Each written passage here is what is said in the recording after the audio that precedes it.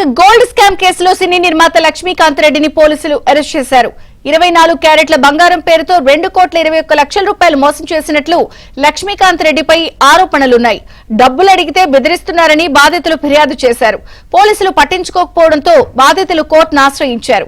High court ఆదేశాలతో లక్ష్మీకాంత్ రెడ్డిని CCS పోలీసులు అరెస్ట్ చేశారు.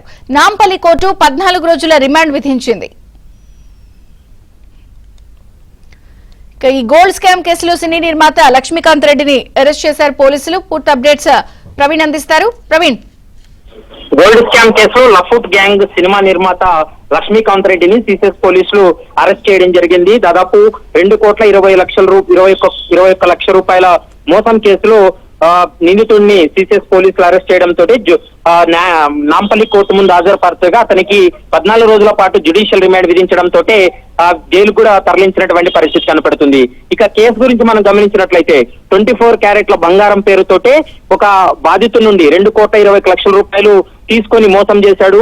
డబ్బులు అడిగితే బాధిత కుటుంబాన్ని బెదిరింపులకు పాల్పడుతున్నాడు. దీంతో గతంలోనే సనతనగర్ పోలీసులను ఆశ్రయించడం జరిగింది. పోలీసులు కేసు నమోదు చేసినా పట్టించుకోకపోవడంతో తెలంగాణ హైకోర్టును ఆశ్రయించారు.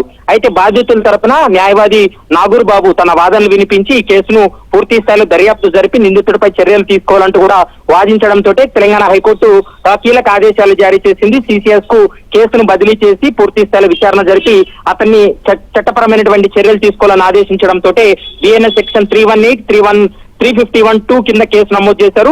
దీంతో హైకోర్టు ఇచ్చినటువంటి ఆదేశాలతోటే నిందితుడిని అరెస్ట్ చేసి జ్యుడిషియల్ రిమాండ్ కూడా తరలించారు. నిందితుడి పైన గతంలోనే 4 క్రిమినల్ కేసులు ఉన్నాయి.